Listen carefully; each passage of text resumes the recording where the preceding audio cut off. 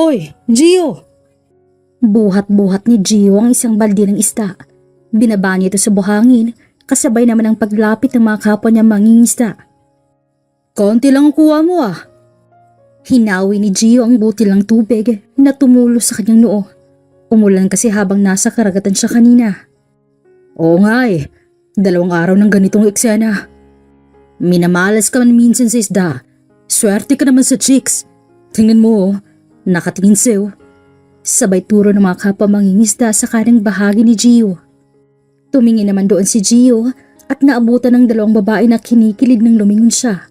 Natawa na lamang si Gio at pinagwalang pansin dahil sanay na siya sa ganun. May kayumangging balat, may kalakihan ng katawan at hindi maitatagong may kagupuhan si Gio. Noon palang masipag na siya sa pagtatrabaho. Sa umagay nangingisda siya at sa hapon naman ay nagtatrabaho siya sa isang pabrika na malapit lang din sa kanila. Ginagawa niya ito para sa kanyang pamilya. Kapalit man ang kanyang pangarap sa buhay na magtrabaho sa syudad, ay gagawin niyang lahat para sa mga magulang at 2 niya pang bunsong kapatid. Kasalukuyang nililinis ni Gio ang bangka niya para gagamitin niya ulit bukas. Tahimik ang dalampasigan. Kulay kahil na ang kalangitan dahil hapon na at isa-isa na ring umaalis sa mga turista. Sa hindi kalayuan ay naalarma si Gio nang makarinig ng pagsigaw. Tunog ito ng isang babae at nangangailangan ng tulong. Walang pag-aalinlangang tumakbo si Gio papunta ron upang tulungan ang nangangailangan. Saglit siyang napahinto nang makita ang isang babae na nakaupo sa buhangin. Makinis at maputi ang katawan, nakalugay ang itim na buhok at umiiyak ito. Tumakbo papalapit si Gio sa kanya at naabutan ng isang maliit na jellyfish na dumikit sa hita ng babae. Manong, help me! Munti ka nang masubsob si Gio sa buhangin nang malakas siyang hinila ng babae. Mahigpit ang pagkapit ng babae sa braso ni Gio habang patuloy ito sa pag-iyak. Kumalma po kayo, ma'am. Pilit tinatahan ni Gio ang babae pero tila hindi siya naririnig nito. Gusto sana ni Gio na manghingi ng permiso bago niya hahawakan ang hita ng babae para kunin ang jellyfish. Pero hindi naman ito nakikinig kaya walang ginagawa si Gio. Kailangan niyang kunin ang jellyfish na yon. Hindi naman yun nakakasama sa babae pero kailangan niya pa rin tanggalin. Tinapon ni Gio ang jellyfish at nang muli siyang humarap sa babae, isang calling card ang binigay nito habang patuloy pa rin ito sa pag-iyak. Here, call my dad. Tell him I love him so much. Even if I die, I will never forget him and that he will always be in my heart. Napailing na lamang si Gio dahil akala ng babae mamamatay na siya dahil sa jellyfish na yun. Mas mabuti pang dalhin na kita sa ospital, miss. Walang pasabing binuhat ni Gio ang babae at saglit pa itong nagulat. Tumigil na rin siya sa pag-iyak at ang mga hikbi na lamang naiwan. Habang naglalakad papunta sa daan kung saan isasakay niya sa truck ang babae, ay nailang si Gio nang halos matunaw ng babae sa kakatitig nito sa kanya. Pinagwalang pansin niya lamang iyon at nang marating ang truck ay napabalikwas ng upo ang kapatid ni Gio na si Eman nang makitang may binubuhat ang binata. Anak nang, akala ko sirena. Lumingon ang babae kay Eman at ngumiti nang pinaghinilaan siyang isang sirena. Kuya, itid mo kami sa ospital. Nalapuan siya ng jellyfish sa hita. Sige, sakay na. Kaagad pinaandar ni Eman ang sasakyan. Bitawan mo na ako, miss. Hinay-hinay na minulat ang babae ang kanyang mga mata at pinasadahan ng tingin ng paligid. Nasa ospital na siya at may 2 nurse ang nakatingin sa kanya. Naghihintay na bibitawan niya si Gio. Pangiti na binitawan ng babae si Gio at ngayon ay nakahiga na siya sa hospital bed. Lumabas na muna kayo, sir. Umatras si Gio at tinakpan na ito ng mga nurse ng kurtina. Buntong hininga na naglakad palayo si Gio. Nasa mabuting kalagayan ng babae kaya kailangan na niyang umalis dahil may trabaho pa siya. Pagbalik niya sa truck ay naabutan niyang ngumingiti ang kanyang kuya habang nasa kanyang tingin. Oh, may dumi bang mukha ko? Tinutok ni Gio ang side mirror sa mukha niya pero wala namang dumi. Kaya nagtataka siya kung bakit natatawa si Eman. May gusto ka sa babaeng yun oh. Natigilan si Gio sa biglaang pagtatanong ni Eman. Dinala niya ito sa mahinang pagtawa sa pag-iling. Ayan ka na naman. Nagbigay kabutihan lang naman yung tao eh. Sus, kilala kita Gio. Ganun na ganun ang mukha mo nung nagka-crush ka nung grade 5 ka pa lamang. Naaalala mo pa yun? Ako pa. Kaya sabihin mo sa akin, "Hoy, tumingin ka nga." Walang ganang tumingin si Gio sa kanya. So, gusto mo? Kaagad na umiwas ng tingin si Gio pero muli siyang pinalingon ng kanyang kuya. Tinatanong kita kung may gusto ka sa babaeng yun. Gusto mo siya? Napasandal sa upuan si Gio at muling naalala ang kagandahan ng babae. Oo, may gusto ko sa kanya. Sabi ko na nga ba? Pero wala akong plano makipagkilala at magtapat sa kanya, no? Nawala ang ngiti sa labi ni Eman nang sabihin yun ni Gio. Kita mo naman, yayamanin yun. Tapos tingnan mo ako. Ang layo sa estado ng buhay niya. Mayaman siya, mahirap lang ako. Hindi kami pwede. Ay nako, mas mabuti pang umalis na tayo. May trabaho pa ako, kuya. Nang magamot ng babae, ay umalis na rin ang nurse. Nang makaalis, ay pasekretong tumayo si Vanessa at kaagad na kinuha ang kanyang mga gamit. Nakangiti niyang hinawi ang kurtina. Nagbabaka sakaling nandoon naghihintay ang lalaking tumulong sa kanya pero hindi niya na ito nahagila pa. Hahanapan niya na sana ito pero may humawak sa braso niya. At to ay ang isa sa nurse na gumamot sa kanya. Saan po kayo pupunta, ma'am? Kaagad na nagturo ng kung saan ang babae. CR, I need to go to the bathroom. Nandun po ang banyo. Oh, alright. I didn't know about that. Thank you. Dali-daling naglakad ang babae papunta roon at nang makapasok siya sa banyo ay kaagad niya itong sinara. Umupo siya sa isang cubicle at may tinawagan. Hello ma'am, nasa na po ba kayo? Nandito na kami sa dalampasigan pero wala naman kayo rito. Yaya, help me. Po? I'm inside the hospital right now. Hospital? Bakit po kayo nasa hospital? Please, come down, okay? Just come here. Ilabas mo na ako rito because I have something to do. Ha? Anong gagawin ninyo, ma'am? Naglabas ng mapaglarong ngiti ang dalaga. Hahanapin ko siya. Samantala, kasalukuyang nakaupo sa isang upuan si Gio.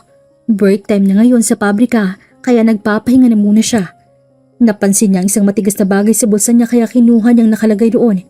Isa itong calling card na binigyan ng babae. Palihim na napangiti si Gio nang muli niyang maalala ang reaksyon ng babae nang madapuan siya ng maliit na jellyfish sa hita. Mahinang sinampal ni Gio ang kanyang mukha upang kalimutan ng mga pumapasok sa kanyang utak. Kailangan niyang mag-focus sa trabaho at kapag nakapag-ipon na siya ay bibili siya ng lupa para sa kanyang mga magulang. Iyon ang palaging iniisip ni Gio sa tuwing dumadapo ang temptasyon sa kanya. Hanggat hindi pa natutupad ang mga pangarap niya ay hindi siya papasok sa isang relasyon. Hi, Gio.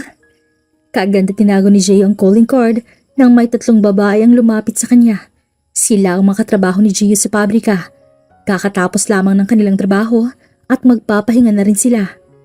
Oh, kayo pala yan. Pwedeng umupo?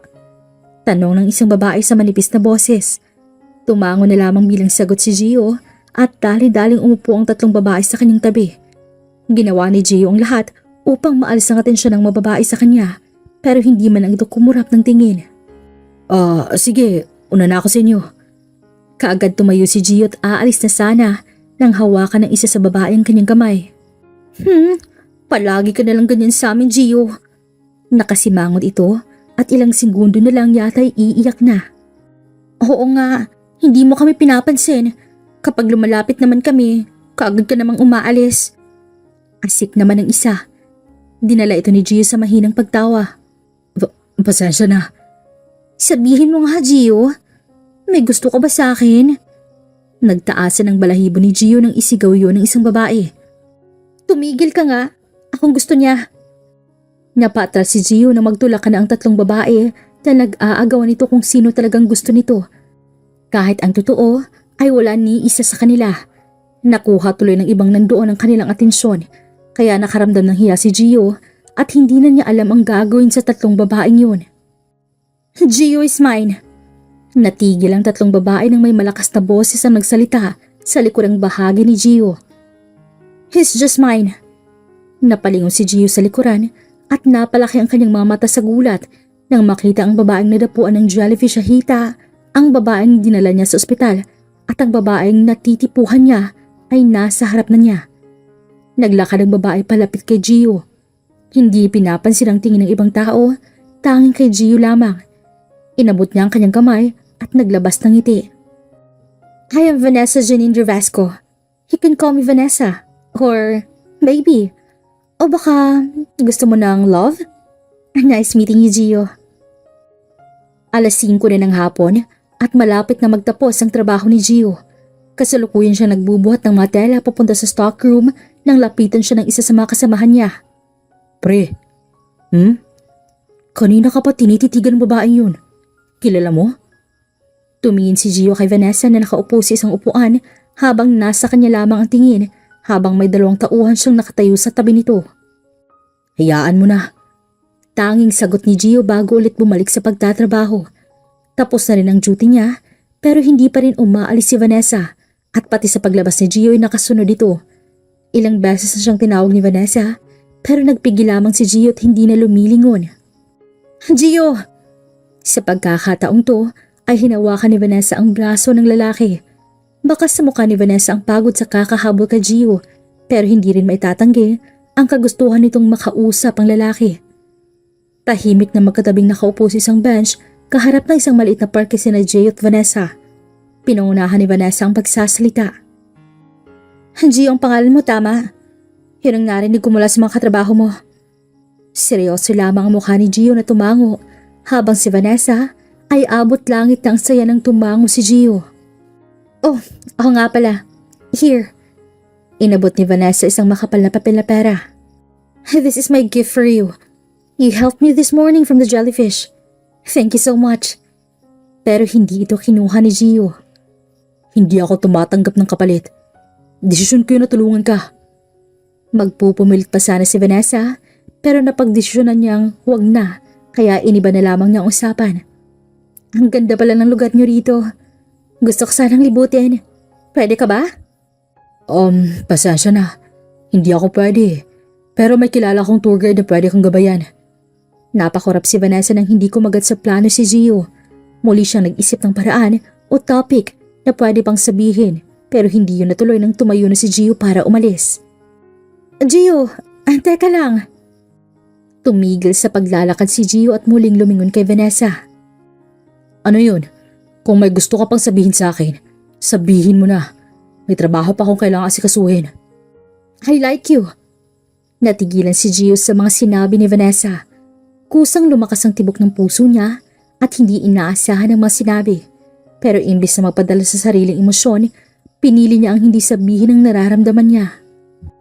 Marami ng mga turista nagsabi sa akin na gusto nila ako at isa ka na, kaya pasensya na. Tumalikod na si Gio at naglakad paalis kahit ayaw niya. Kahit gusto niyang harap-harapan ding sabihin kay Vanessa na gusto niya rin ito. Heto na po, ma'am. Thank you. Nasa balkonahe ng tinutuloy ang bahay si Vanessa. Tanaw-tanaw niya ang kagandahan ng resort pero ang puso niya ay wasak. Nilagok niya ang red wine at dumalo ito sa lalamunan niya. Nagbabaka sakaling malilimutan ang pangyayaring nangyari kanina pero kahit anong gawin niya ay hindi ito umaalis. I don't know why I like him, Yaya. Sa tabi niya ay nakikinig ang isa niyang yaya na naging close niya na rin. It just happened in one look.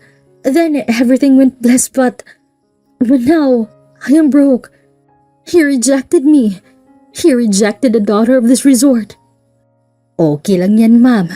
May iba naman dyan eh. No, Yaya. He's different. There's a part of me that says I won't give up on him. Tumango naman ang kanyang yaya at nilagyan ng panibagong red wine ang baso ni Vanessa. Kung ganun, sundin niyo po ang sinisigaw ng puso ninyo. Suportado kayo sa amin. Nagningning ang mga mata ni Vanessa. Really, Yaya? So, suportahan niyo po ako? Opo. May plano na po ba kayo? Ngumisi si Vanessa bilang sagot. I am born to be prepared, Yaya. Of course. Salamat, Manang. 4 na bote ng alak ang in-order na Emma at Gio. Nasa tabi ng dalampasigan ngayon kung saan kasalukuyang nagkalat ang mga street vendors. Night market ang tawag nila rito. Maraming mga turista ang naroon at halos mapuno na lahat ng upuan sa dami. Nilagok ni Gio ang isang bote ng alak kaya gulat na gulat ang kapatid niya dahil hindi naman ganoon uminom si Gio. Natawa si Emma nang may mapagtanto. Nagkita ba kayo ulit? Natigilan sa pag-inom si Gio at muling naalala ang pangyayari na hindi mawala-wala sa kanyang isip. Ang mga pagsisisi na tila ba hinahabol siya. Tumango bilang sagot si Gio. Sabi ko na nga ba eh. Oh, tapos? Nangyari? Sinandal ni Gio ang dalawa niyang siko sa mesa at napahilamos ng muka. May gusto siya sa akin. Napabuga si Emma ng alak dahil sa sinabing yun ni Gio.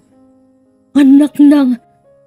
Halos 5 minuto silang tulala at hindi makapaniwala. Ibig sabihin, may gusto kayo sa isa't isa? Pero dahil sa estado ng buhay ninyo, ay mas pinili mong lumayo't itawang nararamdaman mo pero... Tangina, ngayon nagsisisi ka na? Napasabunot ng buhok si Gio at gusto na ring suntukin ni Emma ng kapatid dahil sinayang nito ang pagkakataon. Bakit mo kasi ginawa yun, Gio? Ano ba kasing pumasok dyan sa utak mo at binase mo sa estado ng buhay ang pag-iibigan? Ewan ko sa'yo. Inis na binagsak ni Emma ng bote ng alak sa mesa. Naiinis ito sa kanyang kapatid. Kaya nga, pinagsisisihan ko na. Sana, kung sana lang bumalik ang oras. Hindi ko na sana yung sinabi. Dahil sa kalasingan, ay sinandal ni Gio ang ulo niya sa mesa habang pumupungay ng mga mata.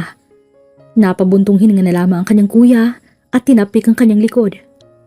Ang tadhana ng bahala kung muli ba kayo magkita o hindi na. Parang sasabog ang utak ni Gio sa sakit ng ulo niya dahil sa kalasingan kagabi. 10:00 na siya nagising kaya hindi siya nakapangista. Dali-dali siyang naligot nag-ayos ng sarili para pumunta na sa pabrika. Pero hindi pa siya nakakalabas ng bahay ay sigaw agad ni Emma nang narinig niya na kapapasok lamang ng bahay. Oh, bakit? Anong problema? Hinihingal na huminto si Emma sa harap ni Gio at tinuro ang labas. Ano? Hindi nito maintindihan ang gustong ipahiwatig ng kapatid dahil hinahabol ito ng hininga kaya naisipan niyang bigyan na muna ng tubig at nang makainom ay doon na nito nasabi ang gusto niyang sabihin. May bago tayong kapitbahay. Nagbebenta ng banana cue sa labas at higit sa lahat, siyang babaeng hinahanap mo. Si Vanessa. Biglang kumalabog ang dibdib ni Gio nang sabihin yun ni Eman. Hinawi niya ang kanyang kuya at dali-dali lumabas sa bahay. At doon, naabutan niya ang isang babaeng pinagkakaguluhan ang binibenta nitong banana cue. Sa dinami-rami ng mga nandoon ay sa iisang tao lamang ang kumuha ng kanyang atensyon. Kay Vanessa. Busy ito sa pagtitinda na kahit umaga pa ay malapit ang maubos ang mga paninda nito. Hindi rin aakalain ni Gio na naglalakad na pala siya palapit kay Vanessa. Hindi makapaniwalang muling makakita ang babae. Napunta ang pansin ni Vanessa kay Gio at gano'n na lamang ang pagbago ng kanyang reaksyon. Dali-dali siyang nanghingi ng tulong sa mga yaya niya. Sila na muna ang bahala sa tinda dahil lalapitan niya si Gio. Nang makalapit ito ay abot nga ang ngiti ni Vanessa dahil ang totoo ay si Gio lang talaga ang hinihintay ng customer. Wala nang iba pa. Kaagad inayos si Vanessa ang buhok nito at nagpa-cute sa harap ni Gio. Hi, gusto mo ba ng banana cue ko? Napakurap si Gio at umiwas ng tingin. Nararamdaman niya ang pag-iinit ng kanyang mga pisngi kaya kaagad nitong pinigilan. Fresh from the banana tree ang aking saging. Maganda ang quality ng kalamay ko at higit sa lahat, FDA approve ang aking cooking oil. Halo-halo ang nararamdaman ni Gio.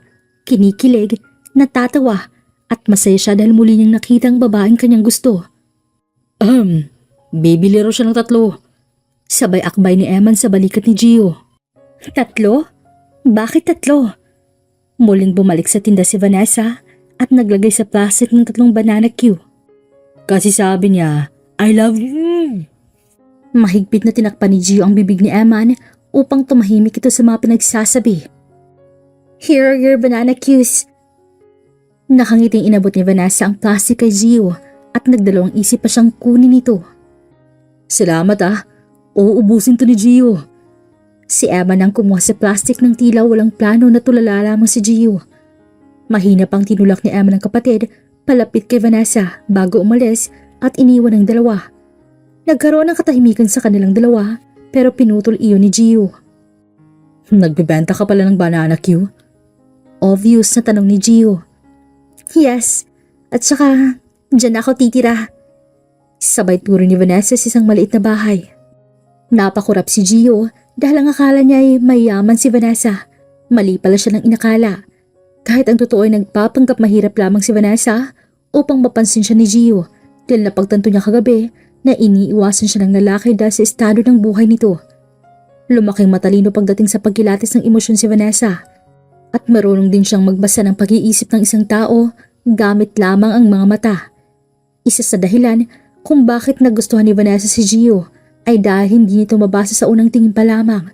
Masyadong mahirap basahin ang pag-iisip ni Gio kaya dumalo yung kuryosidad kay Vanessa na mas kilalanin pa ng malalim ang lalaki. Walang nagsasalita sa dalawa at wala ring umiiwas ng tingin. Natigil lamang sila nang tawagin ng isa sa kasambahay si Vanessa. Sige, asikasuhin ko muna ang paninda ko, Gio. Kita na lang tayo mamaya. Pagpapaalam ni Vanessa. Tumango bilang sagot si Gio at muntikan pang matumba sa paglalakad dahil na kay Vanessa ang tingin nito. Nakangiting kinakain ni Gio ang banana Q. Tama nga ang sinabi ni Eman na mauubos nito dahil naubos nga.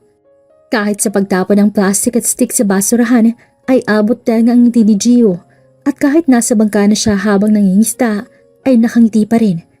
Nawewerdohan na nga ang ibang kasamahan niyang mangingista sa biglaang pagngiti nito. Gio! Kaagad na napalingon si Gio sa likuran niya nang may sumigaw sa kanyang pangalan. Isang babae na tumatakbo sa buhangin. Nililipad ng hangin ng mahaba at maitim nitong buhok at hindi may tatagong makinis at maputi nitong balat. Vanessa? Kusang kumalabog ang puso ni Gio nang mamukha ang si Vanessa yon. Huminto ito sa harap ni Gio, sabay abot ng isang baunan. Here, this is your lunch. Hindi alam ni Gio ang kanyang magiging reaksyon habang ang mga kasama nito ay halos mahulog ng mga pangasagulat. Sino ba namang hindi? Isang magandang dilag ang hinata ng pagkain ang isang mangingisda.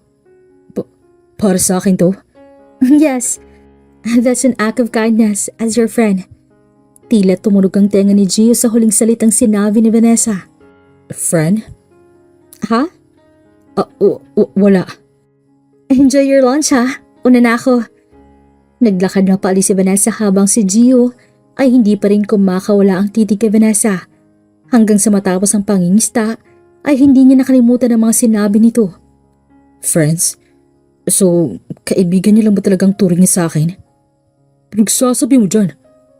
Munti ka nang mabitawan ni Gio ang hawak nitong malinis na baunan na hinugasan niya. Umabot ng gabi ay nasa isip pa rin ni Gio ang mga sinabi ni Vanessa.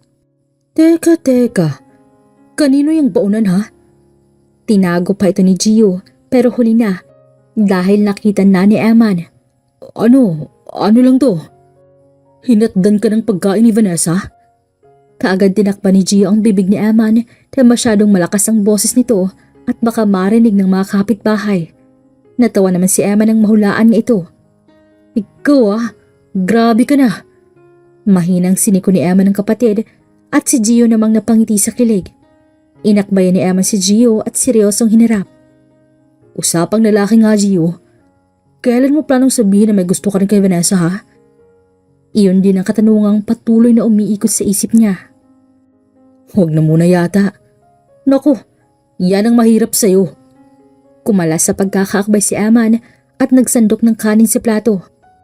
Nakailang ex na ako, pero ikaw, nasa stage ka pa rin ang pagdadalong isip kung sasabihin ba sa kanya o hindi. Umayos ka, boy. Baka magawan ka. Huwag naman. Hindi. Realidad to. Sa ganda ba naman ni Vanessa ay maraming nakapila sa kanya. At tsansa mo na ang pagkakataong to. Tumigil ka na sa pagiging torpe. Masasaktan ka lang, Gio. Sabay lamon ni Emma ng kanin at naglakad paalis sa harap ng kapatid. Naiwang malalim ang iniisip ni Gio. Nasa gitna siya kung sasabihin niya ba o hindi. Tama ang mga sinabi ng kanyang kapatid. Masyado siyang torpe at mauunahan lamang siya kapag nanatili siyang tahimik at walang ginagawa. Kasalukuyang hinihilot ng isang yaya ni Vanessa ang ulo nito habang nakahiga sa sofa. Napagod ito at nabaguhan sa pagtitinda ng banana Q. Hindi niya inakalang ganun pala kahirap magbenta sa labas dahil nasanay siyang kaharap ang laptop at nagtatype lang. Konting isip bilang isang businesswoman at tapos na ang kanyang trabaho. Pero kahit ganoon ay worth it naman ito para kay Vanessa. Lalo pat napansin agad ni Gio sa unang araw ang kanyang plano. Tumunog ang phone ni Vanessa kaya inabot ito ng isang yaya. Hindi tiningnan ni Vanessa ang tumatawag at diretso niya itong sinagot. Hello? This is Vanessa Devresco. Anak? Napamulat sa pagkakapikit si Vanessa nang marinig ang boses ng kanyang ama na nagngangalang Lionel. Papa, napatawag ka. Ano na naman bang ginawa mo? Kunot noong umupo sa pagkakahiga si Vanessa. Did what? Wala akong ginawa no. Vanessa. Habang may pagbabanta sa tono ng boses nito, napabuntong hininga si Vanessa dahil wala siyang takas sa kanyang papa. Oo na, nag-away kami ng bagong CEO na ni Hard mo. Bakit ba kasi kayo nag-away? At saka, umabot pa talaga sa puntong maglilive ka ng isang linggo? Yes, and what's wrong with that? I can live my own life, Papa. Then how about the business? How about the CEO you hired? Ano siya? Display? Muling maririnig sa linya ang pagbuntong hininga ni Lionel dahil sawa na ito sa pagiging matigasin ng ulo ni Vanessa. Naiinggit ka ba, anak ko? Of course not. Me? Jealous? No way. Then, why are you acting like one? Do you hate her because I hired her to take half of your part? Napakagatlabi si Vanessa at sinanyasa ng dalawang yayang umalis na muna. Tumayo sa pagkakaupo si Vanessa at hinarap ang sarili sa salamin. I am in the middle of vacation, Papa. I am here to save some peas, not a piece of nonsense you are talking about. If you want me to talk with you about that issue, wait for me until this month ends. What? You said you will be gone for a week only. I changed my mind. I'll stay here for a month. Vanessa! Pinutol ni Vanessa ang sasabihin ng kanyang papa dahil kaagad niya itong kinall end. Naglabas siya ng puntong hininga at tinitigan ang sarili sa salamin.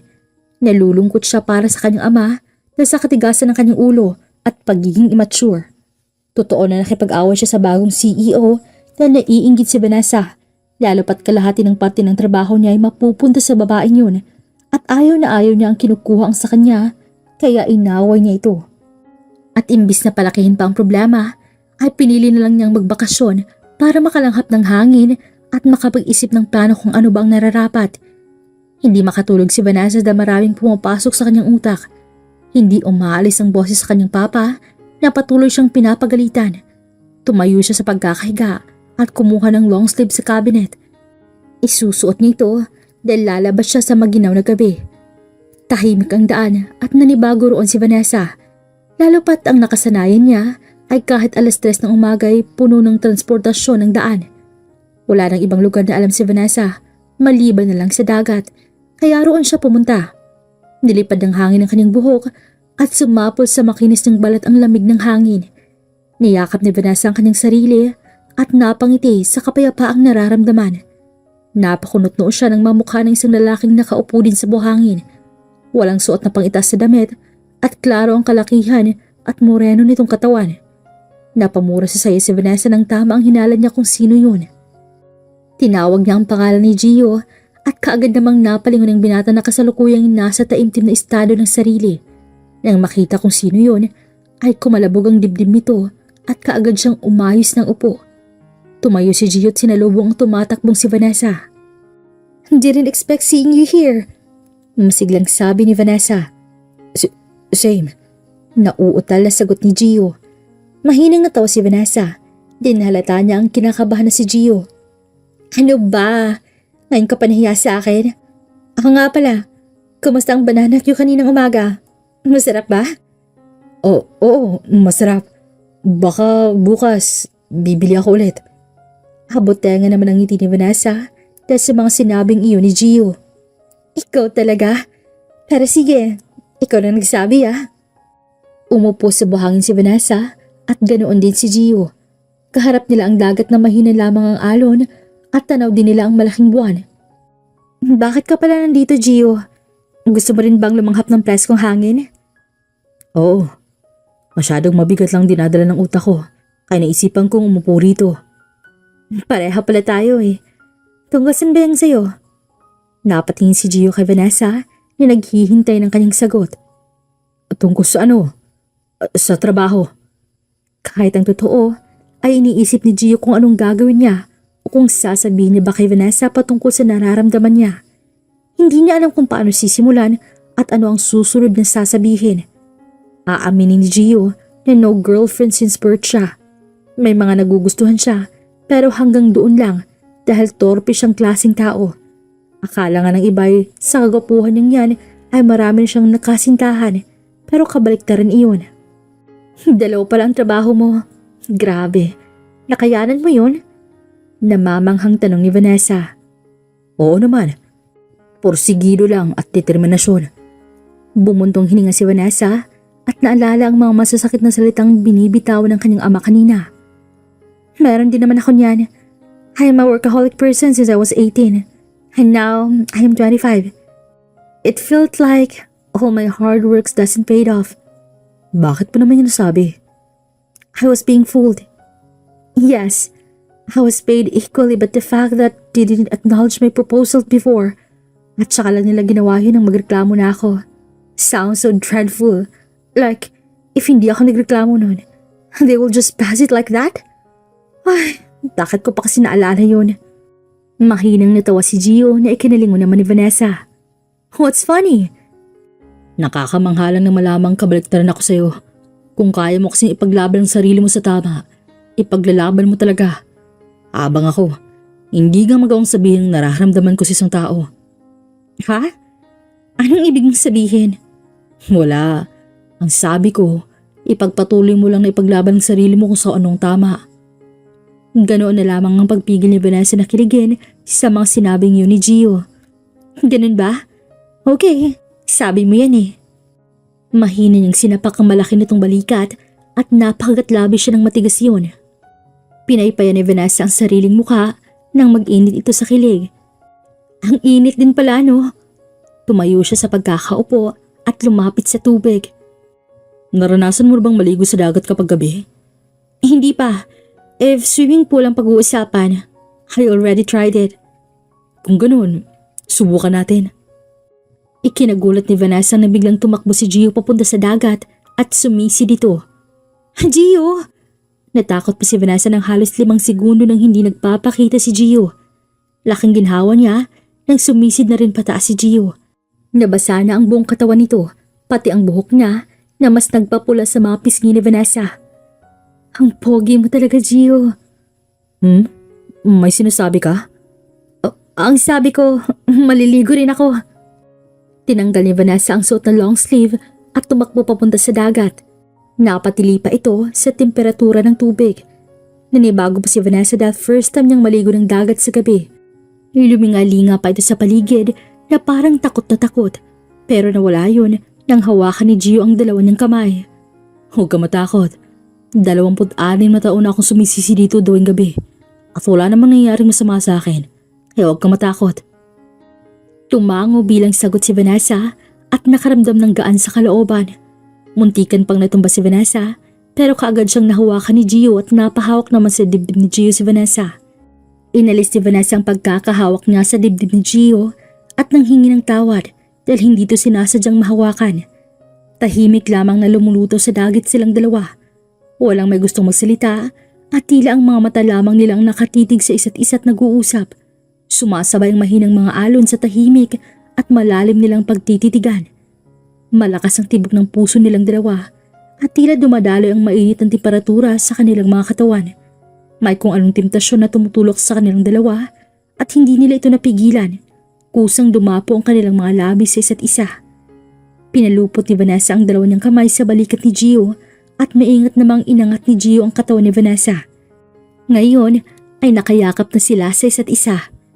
Nakapikit ang kanilang mga mata, walang kumakalas. Pareho nila itong gusto. Sa tahimik na gabi, sa mahinahon na alon ng dagat at sa ilalim ng bilog na buwan, dalawang puso ang sinisigaw sa isa't isa. Tulalang nakatitig si Kesame si Gio. 4:00 na ng umaga pero parang 10:00 pa ng gabi. Hindi siya nakatulog dahil sa naganap kagabi. Para siyang uod na nilagyan ng asin nang muli na naman niyang maalala ang nangyari kagabi. Sa kabilang banda ay nakangiting pinipito ni Vanessa ang mga saging. Gaya niya ay hindi rin siya makatulog at naisipang simula ng pagluluto alas 4 pa lang ng umaga. Sumapit ang alas 6 ay dumami na rin ang taong isa-isang lumalabas ng bahay upang magtrabaho. Nakadisplay na rin ang mga paninang banana kini Vanessa habang siya ay nasa gilid lamang at hinihintay na dumaan si Gio. Dumadami ng mga tao sa paligid kaya mas lumingalingan si Vanessa dahil baka hindi niya makita si Gio. Nakanguso na nga ito na wala pa rin ito. Hinahanap mo ako? Biglang namula ang mga pisngi ni Vanessa nang may bumulong sa kanyang tabi. Paglingon niya ay si Gio nga iyon. Pasikreto silang nagtago sa may gilid at mahinang nagtawanan dahil sa pagtatago nila. Akala ko hindi ka na darating. Nakangusong sa ni Vanessa na parang bata. Marunong akong tumupad sa pangako, Vanessa. Sabay haplos ni Gio sa kamay ni Vanessa. Simula nung gabing yun ay doon na pagtanto nilang dalawa na may gusto sila sa isa't isa. Hindi rin natuloy ang plano ni Gio na sabihin kay Vanessa ang nararamdaman niya ngayong araw dahil nasabi na niya kagabi gamit ang mga labi nito. Wala pa silang planong sabihin sa publiko ang kanilang relasyon kaya kasalukuyan silang nagtatago ngayon. Mangingisda ka na?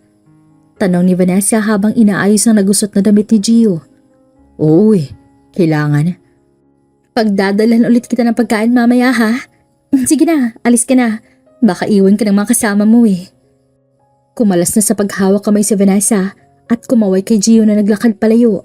Pero bago pa siya tuluyang makalayo ay muli siyang bumalik. Hinila ang bewang ni Vanessa at hinalikan nito ng malalim. Humalik pabalik si Vanessa at kung hindi kakala si Vanessa ay hindi naman siya natitigil si Gio. Kaya natawa si Vanessa sa pagiging hayok nito sa halik. Ingat ka. Nakangusong naglakad pa alis si Gio at naiwang nanlalambot ang puso ni Vanessa. Maganda ang daloy ng tinda ni Vanessa. Marami rin siyang nakilala na kapitbahay dahil iilan sa kanila ay tumatambay sa may tinda niya. Hindi ka talaga half Japanese, iha? Muntik nang iikot ni Vanessa ang mga mata niya dahil halos 5 beses na tanong ng tanong ang isang babaeng nakatambay sa kanyang tinda. Makatingin din ito ay parang kinikilatis talaga siya. Nginitian ni Vanessa ang babae sabay iling. Hindi po ako half Japanese. Pure Pilipina po ako. Talagang nabiyayaan lang ng kagandahan kaya ayun. Ganun ba? Akala ko kasi anak ka ng isang Hapon. Tapos iniwan ka ng ama mo kaya naghirap ka ngayon. Tinaasan ni Vanessa ng kilay ang babaeng yun dahil lagpas na siya. Literal na lumagpas na umabot sa puntong mali-mali na ang pinagsasabi. Akala ko nga rin po half Chinese ka. Talaga? Oo, mukha ka kasing made in China. Fake. Napatingin ang mga ibang nakatambay doon at nagkaroon tuloy ng tensyon sa babae at kay Vanessa na umabot na sa puntong nagsigawan ng mga ito. Ikaw nanguna Alangan namang hindi kita patulan. Nakakapikon ka? Sinabihan mo akong fake? At bakit natamaan ka? Di umiwas ka? Kaagad silang pinaglayo ng dalawang kasambahay ni Vanessa at tumulong na rin ng ibang nandoon. Sa hindi kalayuan ay kararating lamang ni Gio at kaagad niya yung napansin. Nang mamukhan si Vanessa ay dali-dali siyang tumakbo papunta roon at pigilan si Vanessa. Teka, ano nangyayari rito? Kasi yung Hapon na yan, namimikon. Excuse me? You started the fight. Ang annoying mo kasi. Annoying na ako ngayon. Ikaw naman nagpasimuno. Mama mo. Teka lang. Tumigil na kayo. Natahimik silang dalawa dahil umilingaw-ngaw ang sigaw ni Gio. Tumigil na kayo. Walang tama, walang mali. Kaya please. But she started the fight, Gio. Vanessa, please. Pigil ni Gio kay Vanessa na hawak ngayon ang kamay niya. Napakagatlabi si Vanessa at galit na binitawan ang kamay ni Gio. Akmang susundan sana yun ni Gio nang padabog na isinara ni Vanessa ang pinto. Sumapit ang gabi ay nagligpit na ng mga gamit ang dalawang kasama ni Vanessa. Nawala na rin ang mga tambay at tahimik na ang labas.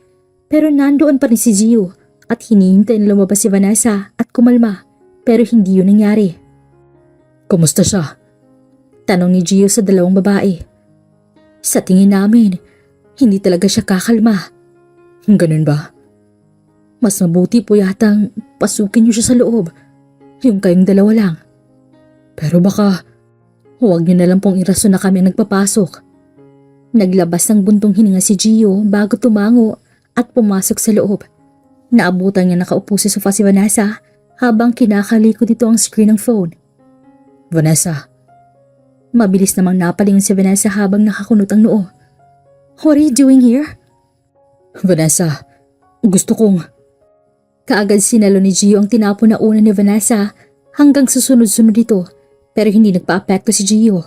Mas nilapitan niya si Vanessa at nakakuha siya ng tiyampong mayakap ang babae. Ngayon nakapulupot ng katawan ni Gio kay Vanessa.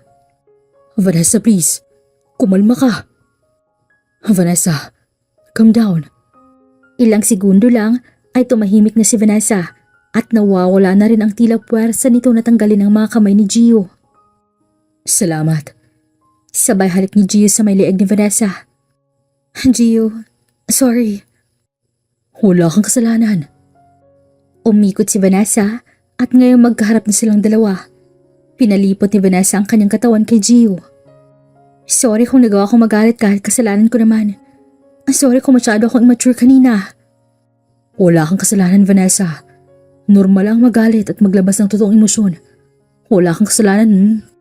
Pero kasi gusto ko magbago. Ayoko maging ganito. Na halos yung taas ng langit ang pride ko. Ayoko, Gio. Ayoko. Shh. Okay lang yan. Magagawa rin nating alisin yan mula sa'yo. Tutulungan kita, Sasabayin kita. Iintindihin kita, Vanessa. Kahit umabot man ilang buwan o taon, bago mo makamtan ang ninanais mo, sasamahan kita. Pangako yan. Sasamahan kita. Iintindihin kita. Napangiti si Vanessa, kaya nakaramdam ng saya si Gio nang makita ang paglabas ng ngiti sa labi ni Vanessa. Hinalikan niya ang noo nito at muling niyakap. Tumatagal ay mas lumilit ang huli na isda ni na Gio, pero patuloy pa rin ang buhay. Normal lamang ito bilang isang mangingisda. Kasalukuyan silang kumakain ng kanilang tanghalian sa tabi ng dagat. Hinatda ni Vanessa ng pagkain si Gio, kaya abot tenga na naman ang ngiti ng lalaki. Nagpapasalamat din siya dahil kumalma na rin si Vanessa. Narinig niyo na ang usap-usapan patungkol sa dalampasigan to? Napalingon si Gio at ang iba pang kasamahan nila sa mangingisdang nagsalita. Anong usap-usapan? Tumigil sa pagkain si Gio upang makinig sa sasabihin ng mga kasamahan nila. May nagsabi sa akin na ibebenta ang parting to upang gawing resort. Ha? Bakit naman? Dito tayo naghahanap buhay tapos ibebenta? Tinuro ng isang mangingisda ang resort hindi kalayuan sa kanila. Ang nagmamay-ari niya ng bebenta sa parting to, papalikin daw niya ang space ng resort. Hindi naman yata pwede yun. Oo nga. Base sa naaalala ko, pamilyang Darwisco ang nagmamay-ari riyan. Natigilan si Gio sa sinabi ng kanyang kasamahan. Pakiulit ang sinabi mo? Pamilyang Darwisco ang nagmamay-ari riyan. Kilala sila sa syudad. Tuluyan ang natigilan si Gio nang mapagtunto niyang ang babaeng karelasyon na ngayon ay nagmamay-ari ng resort at ang taong ibebenta ang pati ng dagat kung saan sila nangingisda. Higit sa lahat ay nanlumo si Gio dahil sa buong akala niya ay totoo ang mga sinabi ni Vanessa na mahirap lamang siya. Iyon pala'y higit pa sa mayamang nilalang ang babaeng karelasyon niya. Dali-daling umuwi si Gio at kinalma ang sarili bago pumunta sa bahay ni Vanessa. Pero pagpasok niya sa bahay ay naabutan niya si Vanessa na sumisigaw sa harap ng isang lalaking may katandaan. Ito ay si Lionel, ama ni Vanessa. Napunta ang tingin ng matanda kay Gio at napakumo ng kamao. Pa! Stop it! Tumakbo palapit si Vanessa kay Gio at pinagtakpan nito sa ama. Ikaw si Gio? Mahinahong hinawi ni Gio si Vanessa at hinarap ang ama ni Vanessa. Opo. Pero bago pa tuluyang makapagsalita si Gio, ay malakas na pagsuntok ang kanyang natanggap. Kaya pala ayaw mong umuwi dahil may karelasyon ka na rito. Pa, I said stop it. Pilit na pinipigilan ni Vanessa ang ama pero hindi ito tumitigil. Dinuro niya si Gio na walang emosyon ang mukha. Ikaw, umalis ka sa buhay ng anak ko. Hindi mo ba kami kilala? Isa kami sa pamilyang nagpalago ng lugar ninyo. At sa tingin mo magugustuhan ko na malamang ang kagaya mo ay may relasyon sa anak ko? Iyon ang noon pang inaalala ni Gio. Simula nung una pa lamang, tutol lang mga mata ng pamilya Darvisco sa kanya dahil sa estado ng kanilang buhay. Gio, don't listen to him. Humihikbing sabi ni Vanessa. Tumingin si Gio kay Vanessa at kitang-kita sa mga mata nito ang pagnanais kay Gio na tila handang iwan ng lahat para lamang sa lalaki.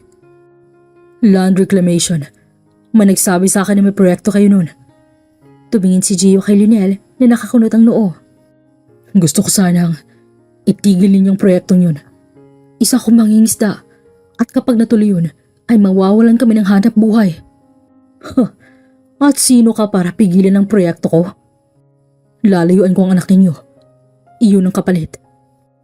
Natigilan si Vanessa at hindi makapaniwala sa mga sinabing yun ni Gio, habang si Lionel ay malalim ang iniisip na parang kinikilatis ang lalaki. Kung hindi ko rin titigilan ang anak ninyo kahit magkamatayan tayo. Napatakip ng bibig si Vanessa at hindi na napigilang maiyak sa usapan ng dalawang lalaki. Tumango si Lionel bilang sagot. Kung ganon, simula ngayon tigilan mo ng anak ko. Umalis ka na. Tumango pabalik si Gio at tumalikod na hindi man lang lumilingon kay Vanessa. Gio! Kagad pinigilan ng ama si Vanessa nang sasama sana ito palabas. Tuloy ang pag-iyak ng babae nang tuluyan ng makalabas si Gio sa bahay. Bitawan mo ko! Pero hindi kumakalas ang ama sa kanya hanggang sa mawala ng lakas si Vanessa dahil sa panghihinang malaman na sinukuan siya ni Gio. Sinukuan ng lalaking mahal niya ang mga pangakong sinabi niya. Makakalimutan mo rin siya, Vanessa. Bukas na bukas din ay uuwi na tayo. Malakas na sinampal ni Vanessa ang ama habang patuloy ito sa pag-iyak. Makakalimutan? Sa tingin mo kaya ko siyang kalimutan ng ganun-ganun lang? Papa, ang sakit. Bakit mo ginagawa sa akin to? Bakit mo ako pinaparusahan ng ganito? Simula noon sumunod ako sa'yo. Hindi naman ako nagmatigas Pero ngayon, punong-puno na ako. Ang sakit-sakit na. Hinawi ni Vanessa ang luha na patuloy na tumutulo sa kanyang mga mata. Kung sa tingin mo, ito ang paraan para ilayo ko sa kapamakan, mali ka. Dahil pinapatay mo ako, Papa. Vanessa. Pero huli na, nakalabas na ng bahay si Vanessa. Hinanap niya si Gio. Pinuntahan niya ang bahay nito pero wala siya. Pumunta rin siya sa pabrika kung saan nagtatrabaho si Gio, pero wala pa rin. Sa iisang lugar na lamang ang huli niyang hindi napuntahan, sa Dalampasigan. Hinihingal na huminto si Vanessa nang mahagilap ang isang lalaking nakatayo sa buhangin at hindi ito gumagalaw. Gio. Tila binubulag si Vanessa sa luhang patuloy na tumutulo sa kanyang mga mata. Gulat namang tumingin si Gio kay Vanessa nang hindi niya inaasahang susundan siya nito. Vanessa, bumalik ka na ron. Hindi ako aalis. Dito lang ako. Hihintayin ko hanggat magbagong isip mo, Gio. Alam kong hindi naman gagawin sa akin, di ba? Mahal mo ako. Mahal kita. Hindi mo ako iiwan. Hindi tayo pwede, Vanessa. Hindi. Nasasabi mo lang yan dahil marami kang iniisip, di ba? At saka, wala naman sa estado ng buhay ang pag-iibigan, di ba? Kung pwede, ako ang lalay ko kay Papa. Mamuhay tayo ng normal, Gio. Magtulungan tayo. Vanessa, tumigil ka na. Hinawakan ni Vanessa ang kamay ni Gio at tila nawala ng lakas ang mga tuhod niya sa panghihina. Ngayon lumuluhod na si Vanessa habang pilit naman siyang pinapatayo ni Gio. Pero hindi ito tumatayo, kaya lumuhod na rin si Gio at ngayon magkaharap silang dalawa. Hinawakan ni Gio ang basang mga pisngi ni Vanessa. Vanessa, sana maintindihan mo. Umiling si Vanessa at hindi matanggap ang gustong ipahiwatig ni Gio. Vanessa, may mas nararapat para sa'yo at hindi ako yun. Hindi ang kagaya ko na paghihirap ang ibibigay sa'yo. Parang sinaksak ang puso ni Gio sa sakit at hindi na nito napigilan ng maiyak. Pinigilan niyang marinig ni Vanessa ang mga hikbi niya pero masyadong masakit at mabigat upang itago pa ito. Vanessa, nagmamakaawa ko. Itigil na natin to para sa kabubuti nating lahat. Gio. Mahal kita, Vanessa. Mahal na mahal kita. At handa kitang palayain. Paumanhin kung hindi ko matutupad ang pangako natin sa isa't isa. Patawarin mo ako. Sana mahanap mo ng taong para sa'yo, Vanessa. Masaya ako para sa'yo. Sumapit ang umaga, isa-isang gumigising ng mga tao para sa panibagong laban ng kani-kanilang buhay. Mabilis ang takbo ni Eman papunta sa dalampasigan upang hanapin si Gio. Marami siyang natamaan ng mga tao pero wala siyang pake. Kailangan niya ipahayag ngayon ang balitang nahagilap niya. Gio! Malayo pa siya sa dalampasigan pero sigaw na siya ng sigaw sa pangalan ng kapatid. Napamura pa siya nang makitang kakaalis lamang ng bangka ni Gio. At kasabay ng malakas niyang sigaw ay ang pagkaway niya na kahit mabali na ang buto nito ay wala siyang paki. Napansin ito ni Gio kaya kaagad niyang inikot ang bangka pabalik. Gio! Nang makalapit ay napakunot noo si Gio dahil sa pagmamadali ni Eman. Kuya, anong problema? Aalis na si Vanessa. Puntahan mo na siya, Gio. Hindi. Wala akong karapatan para puntahan siya. Ano? Baliw ka ba? Oo nga. Baliw ka. Kuya. Gio, sa tingin mo ba hindi mo pagsisisihan ang mga ginawa mo? Ang bobo-bobo mo pagdating sa pag-ibig. Mahal ninyo ang isa't isa, pero hindi mo siya nagawang ipaglaban? Kuya, tumigil ka na. Hindi kami pwede. Anak ng, hindi natin lahi ang sumuko, Gio. Saan mo yung nakuha, ha? Muling tinuro ni Emma ng port. Ipaglaban mo si Vanessa, Gio. Paano ang dagat na to, kuya? Kapag ginawa ko yun, para ko na rin sinuko ang dagat na to, kuya.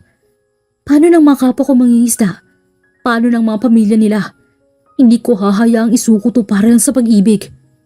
Muling tinapunan ni Emma ng buhangin si Gio kaya napaatras si Gio sa bangka. Bobo mo? Bobo ka! Kung nahihirapan kang piliin ng dalawang yun, piliin mo silang dalawa. Puntahan mo si Vanessa ngayon na. Sabihin mo sa kanya na hindi mo siya susukuan. May batas sa Gio. May batas. Hindi basta-bastang maa-approve ng ama ni Vanessa ang proyekto niya kung marami tayong hindi sasang-ayon. Ipaglaban natin ang dagat na to. At ikaw, ipaglaban mo si Vanessa. Gamitin mo naman ang kukote mo paminsan-minsan. Kusang gumalaw ang katawan ni Gio. Pinaandar niya ang bangka at walang pasabing umalis sa harap ni Eman. Napangiti si Eman nang papunta ang direksyon ni Gio sa port. Malakas ang kalabog ng dibdib ni Gio habang papalapit siya ng papalapit sa port. Tila binubulag din siya ng luhang patuloy na tumutulo sa kanyang mga mata. Ang totoo ay ayaw niyang pakawalan si Vanessa. Gusto niya itong ipaglaban at ngayon napagdesisyonan niyang hindi ito hahayaang makaalis habang hindi niya nasasabi ang gusto niyang sabihin. Mas kumalabog ang dibdib ni Gio nang mahagilap si Vanessa na tulala habang may hawak na isang maleta. Hindi siya pumasok sa barko at malalim lang iniisip nito. Vanessa! Pero masyadong maingay kaya hindi nito narinig ang sigaw ni Gio. Ilang beses pang sumigaw si Gio pero wala talaga. Wala nang ibang maisip na paraan si Gio kundi ang dala niyang net. Balansya siyang tumayo sa bangka at buong lakas na kinaway-kaway na parang watawat ang net. Vanessa! Ngayon na agaw ng ibang nandoon ang atensyon ni Gio. Napunit ang atensyon nang halos lahat ng tao ay sa kanya na nakatingin at isa na si Vanessa. Ang tulalang mukha ni Vanessa ay napalitan ng pagkagulat. Gio? Makinig ka sa akin. Mali ang mga sinabi ko kahapon. Napagdesisyonan kong ipaglaban ka, Vanessa. Pero kailangan ko munang ipaglaban ang karagatan namin. Kaya sana hintayin mo ko. Desperadang tumango si Vanessa kay Gio. Mahal na mahal kita, Vanessa. Hintayin mo ko. Ipaglalaban kita. Pangako yan. Kasabay naman ang pagtrumpeta ng barko, hudyat na aalis na ito. Mahal din kita, Gio. Hihintayin kita. Iyon ang mga huling salitang sinabi nila sa isa't isa bago tuluyang makaalis ang barko. Palayo ng palayo sa isa't isa. Thank you for spending your time with our company, Mr. Amor. My pleasure, Mr. Visco. By the way, can I treat you to a dinner? Of course, Mr. Amor. How about tonight, 8 p.m.? Kaagad na chinek ng sekretarya ni Vanessa ang schedule nito. Ngumiti ito bilang sagot. Senyales na walang schedule si Vanessa mamayang gabi. That would be nice, Mr. Amor. Then, see you tonight, Miss Vanessa. Nang makaalis na si Mr. Amor, ay ganoon na lamang ang pagbagsak balikat ni Vanessa. Hinubad niya ang suot nitong high heels at humilata sa couch. Ay, sana may meeting ako mamayang gabi. Mahina namang natawa ang sekretarya ni Vanessa. Alam niyo, ma'am, maraming dalaga sa iba't ibang kumpanya naghahabol kay Mr. Amor na hindi lamang matalino at mayaman. Pogi rin. So what? Kaya maswerte po kayo dahil nakuha ni Mr. Amor ang atensyon niyo. Siyempre, kailangan niyang pagtuunan ng atensyon ng collaboration namin. Hindi yun, ma'am. Ang ibig kong sabihin ay may gusto sa'yo si Mr. Amor. So what? Hindi ko siya type. Napailing naman ang sekretary niya dahil 5 taon ang sinasabi yun ni Vanessa. Sa dinami-raming lalaki nagkakagusto sa kanya, iyon ang tanging sinasabi niya. Hindi niya type. Ano ba kasing type mo, ma'am? Napaisip naman si Vanessa at nang maalala ang isang tao na tanging laman ng kanyang puso at isipan ay napangiti siya. Siya. Iyon ang tanging sagot ni Vanessa bago tumayo para umupo sa kanyang swivel chair. So, any update about the products? Pag-iiba ni Vanessa sa topic. Nagsimula nang sabihin ng sekretary niya ang updates, pero nilabas lamang ni Vanessa sa kabilang tenga ang lahat ng mga sinabi nito dahil umikot na ang kanyang buong atensyon sa lalaking palaging laman ng kanyang isip. Gio, po? Nabalik sa wisyo si Vanessa nang magsalita ang kanyang sekretarya. Nothing. Just update me again about the increase. Yes po, ma'am. Umalis na ang sekretarya na at naiwang mag-isa si Vanessa sa office. Sinandal niya ang dalawa niyang siko habang nagsuscroll sa laptop patungkol sa bagong balita, patungkol sa mga land reclamations. Araw-araw ay chinecheck ni Vanessa ang balita. Walang araw na hindi siya nakapag-check kahit gaano pa siya kabisi. Sumapit ang gabi ay nag-ayos lang ng konti si Vanessa. Hindi niya masyadong ginandahan ang sarili niya para rin ma-aware si Mr. Amor na hindi siya mag-aaksaya ng oras sa kanya dahil hindi niya ito tipo. Intention din ni Vanessa na magpalit ng konti para ma-turn off kaagad si Mr. Amor.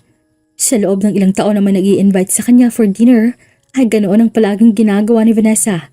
Nagpapalate siya at intensyong ipakita ang mga nakaka-turn off na galaw. Habang naglalakad palapit si Vanessa ay napansin niyang madalas na pag-check ni Mr. Amor sa relo nito. Halatang nawawala na ito ng pasensya, kaya palihim namang ngumiti si Vanessa.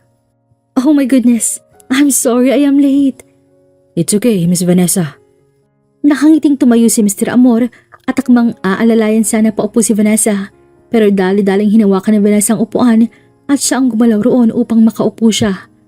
Kaagad umupo si Vanessa at naiwang nakatayo si Mr. Amor habang nasa hangin ng mga kamay.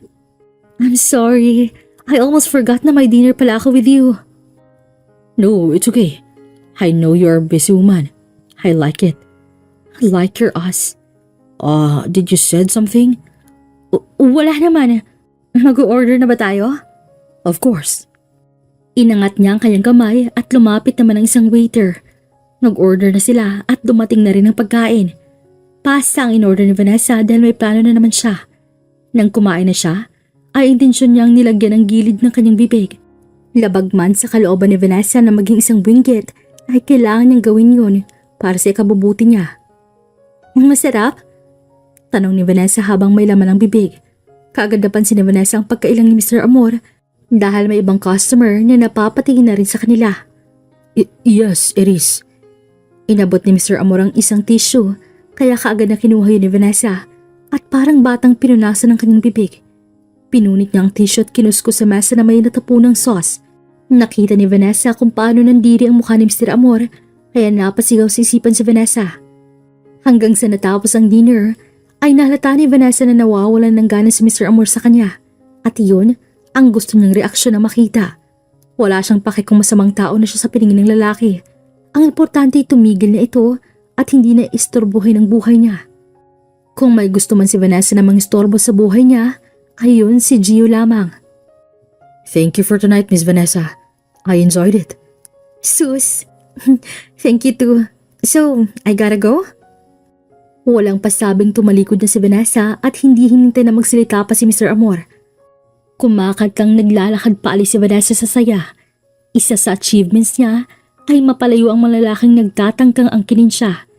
Sa hindi kalayuan ay napakunot-noo si Vanessa ng may isang lalaking nakatalikod ang tila pamilyar sa kanya. Kumalabog ang kanyang dibdib at dali-daling nilapitan ng lalaki at nang pagtingin niya ay naglaho yun, ay hindi naman ito ang taong hinihintay niya noon pa lamang. Buntong hininga na pumasok sa loob ng sasakyan si Vanessa at sumandal muna sa upuan bago pinaandar ang sasakyan. Narating na rin niya ang bahay. Tahimik na at sa tingin niya ay tulog na ang mga kasambahay nito. Nang makarating sa kwarto, ay kaagad na humilata sa kama si Vanessa at nakaramdam ng antok hanggang sa makatulog na nga ito. Nagising siya sa alarm niya. Panibagong araw, panibagong labanan na naman ito para kay Vanessa. Lalo pat ngayon ang araw ng kanilang first day of hiring. Mag-hire ang kumpanya nila ng mga bagong agents dahil sa tumatagal ay lumalago at lumalapad ang business nila kaya kailangan ng maraming utak na gumagana. Nang makauwi si Vanessa sa syudad ay hindi siya nagsayang ng oras na palakihin at gawing successful ang kumpanya niya. Gusto niyang ipakita sa ama niya na kaya niyang tumayong mag-isa without her father's support. Nagawa niya rin ito pero 3 taon nang lumipas ay nabalitaan ni Vanessa na pumanaw ng kanyang ama dahil sa heart attack. Hindi yun inakala ni Vanessa dahil ang akala niya ay malakas at malusog ang kanyang ama. Iyon pala ay mahina ng function ng puso nito. Ngayon ay malaki ng responsibilidad ni Vanessa, lalo pat minamanage niya na rin ang kumpanya ng kanyang ama. 30 years old na si Vanessa. Pinagtataka ng marami kung bakit wala pa itong asawa o kahit boyfriend. Pero ni isa sa kanila ay walang alam sa dahilan dahil tanging si Vanessa lamang ang may alam. 9:00 pa lamang ng umaga pero nasistress na si Vanessa sa dami ng mga dumalo sa job hiring. Maraming hindi nakapasok, may ibang pending pa at may iba na literal na nakapasok na talaga. Humihikab na tumayo sa pagkakaupo si Vanessa para sa lunch break. Pumunta siya sa kanyang laptop at as usual, chinek ng balita patungkol sa land reclamation. Ang seryoso at walang emosyon ng mukha ay napalitan ng pagkagulat. Napalaki ang mga mata ni Vanessa nang makita ang isang news na pinublish 4 na oras ang lumipas. Ito ay patungkol sa land reclamation sa isang probinsya na malapit sa syudad na tinitirahan ngayon ni Vanessa. Kumalabog ang kanyang dibdib habang binabasa ang article. Kusang yumuko ang mga luha niya nang makita ang pangalan ni Gio sa article. Nakalagay doon na si Gio isa sa mga lumaban sa pagtigil sa land reclamation at ngayon nagawa rin nila. Ang pangako niya 5 taon nang lumipas ay nahanapan na rin ng magandang wakas. Napakurap sa pagkakaupo si Vanessa nang biglang tumunog ang kanyang cellphone. Isang text message mula sa isang unknown number ang nag-text sa kanya. Kaagad niya itong kinuha. Nandito ako sa labas ng building ninyo. Kusang tumayo ang mga pa ni Vanessa nang mapagtantong ang unknown number na nag-text sa kanya ay walang iba kundi si Gio. Dali-daling tumakbo si Vanessa palabas ng office. Napamura pa siya nang mapagtantong nasa 10th floor pala siya ng building. Nakasalubong niya pang sekretary nito na nagulat sa pagmamadali niya. Ma'am? Anong problema, ma'am? Walang problema. Sigaw ni Vanessa bago tumakbo sa hagdanan. Hindi siya dadaan sa elevator dahil alam niyang matatagalan pa ito kaya sa hagdan siya dadaan. Puno ng taong 5th floor kaya nahirapan pa siyang dumaan. Napapahinto rin siya minsan nang lapitan siya ng iilan sa nakakakilala sa kanya. Gusot-gusot na ang suot ng business attire ni Vanessa. Nang makababa siya sa 1st floor kaya hinubad niya yun at puting sando na lamang naiwan at fitting na pencil skirt nito. Halos bagsak ang mga panganang nagawa ng mga nasa counter sa biglaang paghubad ng kanilang CEO. Marami ring nandoon ang napapatingin sa kanya sa kagandahang taglay ni Vanessa. Malayo pa lamang ito sa exit ng pinto ay pinagbuksan na siya ng security guard at nang tuluyan ng makalabas si Vanessa ay ganoon na lamang ang paglakas ng pinting na kanyang puso nang mahagilap hindi kalayuan ang lalaking nakatayo habang nakatingin sa kanya. Ang tipikal na suot nitong t-shirt at ang moreno nitong balat ang nagpabagay sa kagupuhang taglay nito. Ang kaninang naglalakad na si Vanessa, ngayon ay tumatakbo na. Tinanggal niya rin ang suot nitong sandal habang si Gio ay naglakad din palapit kay Vanessa at nang makalapit ay dalawang binuhat ni Gio, si Vanessa at si Vanessa namang kaagad na pinalupot ang dalawang braso kay Gio. Sa gitna ng malapad na sementadong lupa, nagdapo ang kanilang mga labi. Malalim ang kanilang paghahalikan, walang kumakalas, walang pumipigil. Sa loob ng 5 taong paghihintay nila sa isa't isa, tila nilabas nila ang pagninais sa pagkakataong to. Hindi na nila alam ilang minuto nang magkadikit ang kanilang mga labi. Pero kung hindi lamang dahil sa busina ng isang bus, ay hindi pa sila titigil. Mahinang mga tawa ang kanilang nilabas habang magkadikit ang kanilang mga noo. Gio, nandito na ako, Vanessa. Tapos ko na ipaglaban ang lugar namin. Kaya ngayon, ikaw naman ang ipaglalaban ko. Kusang tumulo ang mga luha ni Vanessa. Hindi dahil malungkot siya, kundi siya ay nasasayahan na nandito na sa harap ng lalaking araw-araw niyang hinihiling na dumating at ngayon natupad na. Huwag mo na ulit akong iwan, Gio. Hindi na, Vanessa. Hindi na ulit kita iiwan. Andito lang ako at handa kita ipaglaban kahit anong mangyari. Hinalikan ni Gio ang noo ni Vanessa at mahigpit itong niyakap. Malakas na hiyawan at palakpakan ang narinig nila sa buong lugar. Doon nila napagtanto na nasa kanila pala ang lahat ng tingin. Nagtinginan sina Vanessa at Gio at nginitian ang isa't isa bago ulit nagdapo ang kanilang mga labi. Ngiti na hindi makakatumbas sa isang makapal na papel na pera o malalaking alo ng dagat. Mga ngiti na mga puso sa isa't isa ang sinisigaw. Hindi ba siya ng estado ng buhay? Kung mahal mo, mahalin mo. Huwag mong hayaang sayangin ang oras sa mga pangyayaring sana'y ginawa mo na lang. Mahal kita, Gio. Mahal na mahalin kita, Vanessa. At kung nagustuhan ninyo ang kwentong ito, huwag kalimutang i-like, share at mag-comment na rin sa ating kwento. Mag-subscribe na rin and click the bell button for more story updates. Muli, ito po ang Kuya Agustin Stories. Hanggang sa muli, paalam!